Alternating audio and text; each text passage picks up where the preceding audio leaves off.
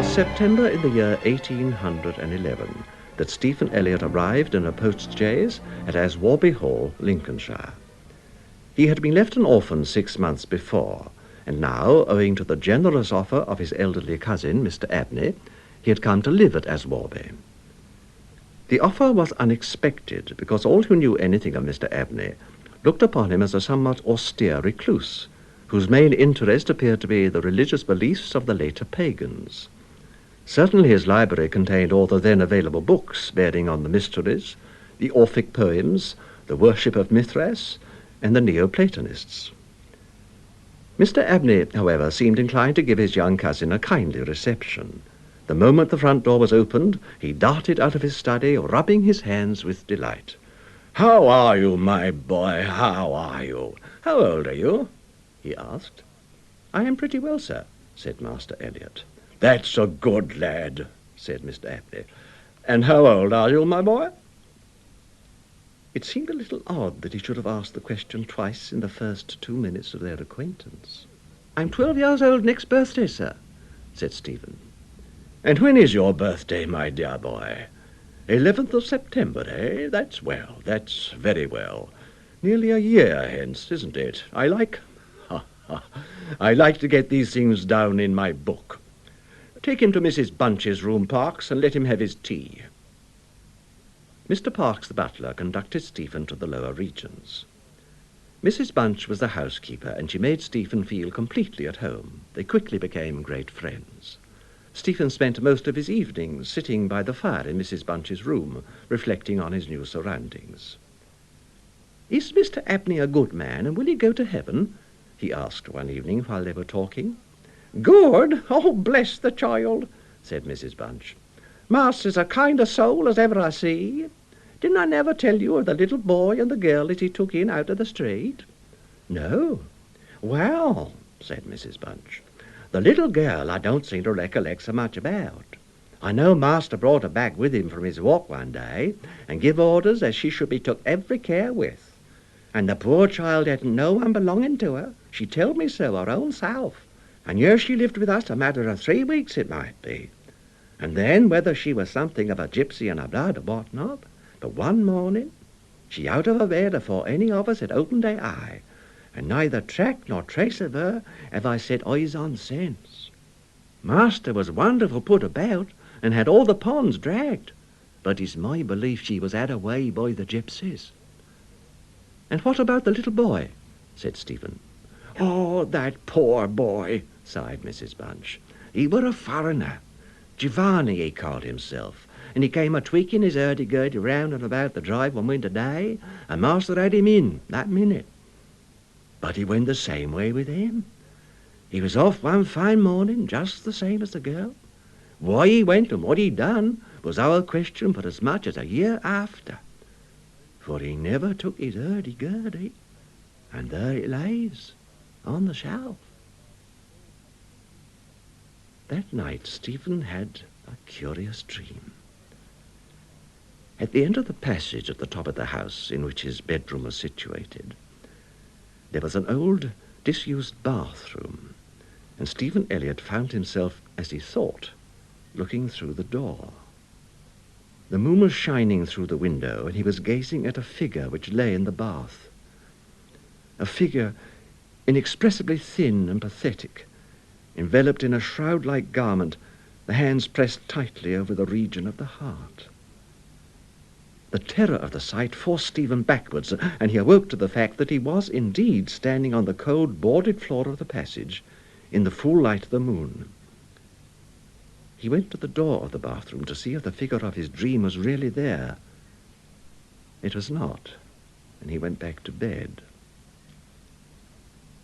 Mrs. Bunch was much impressed next morning by his story, and Mr. Abney, moreover, to whom he confided his experiences at breakfast, was greatly interested, and made notes of the matter in what he called his book.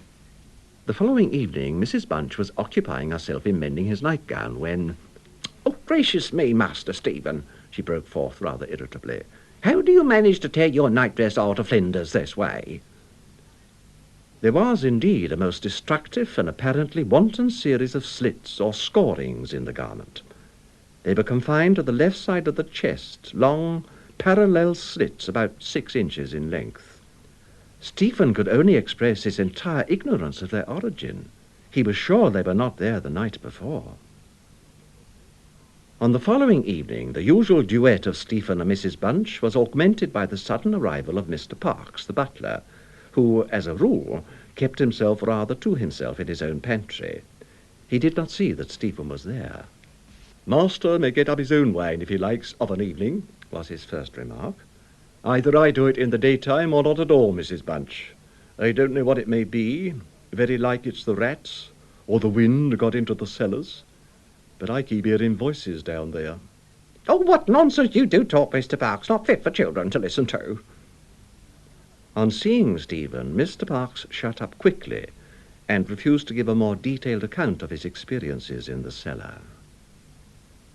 It was after luncheon on March the 24th, 1812, that Mr. Abney said, "Stephen, my boy, do you think you could manage to come to me tonight as late as 11 o'clock in my study? Don't mention it to anyone.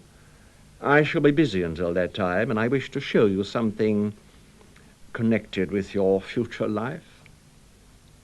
Stephen was excited and eagerly grasped at the opportunity of sitting up till 11 o'clock. At about 10 o'clock, Stephen was standing at the open window of his bedroom, looking out over the country. It had been a windy, noisy day, which filled the house and gardens with a restless impression, but now the air was still. From time to time, strange cries as of lost and despairing wanderers sounded from across the mere. They might be the notes of owls or water birds, yet they did not quite resemble either sound.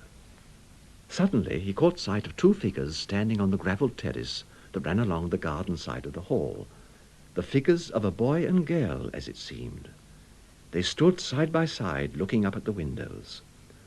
Something in the form of the girl recalled irresistibly his dream of the figure in the bath. The boy inspired him with more acute fear. He stood and raised his arms in the air with an appearance of menace and of unappeasable hunger and longing. The moon shone upon his almost transparent hands, and Stephen saw that the nails were fearfully long, and that the light shone through them. On the left side of his chest there opened a black and gaping rent. In another moment this dreadful pair had moved swiftly and noiselessly over the dry gravel, and he saw them no more.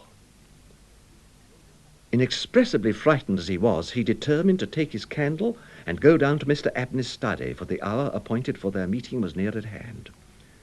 His repeated knocks on the study door produced no answer. Mr. Abney was engaged. He was speaking. What? Why did he try to cry out? And why was the cry choked in his throat? Had he, too, seen the mysterious children? But now everything was quiet, and the door yielded to Stephen's terrified and frantic pushing. On the table in Mr. Abney's study, certain papers were found which explained the situation to Stephen Elliott when he was of an age to understand them. The most important sentences were as follows. "It is recorded of Magus and Trismegistus that they were able to fly in the air, to become invisible, or to assume any form they pleased, by the absorption of the hearts of not less than 3 human beings below the age of 21 years. To the testing of the truth of this receipt, I have devoted the greater part of the last 20 years.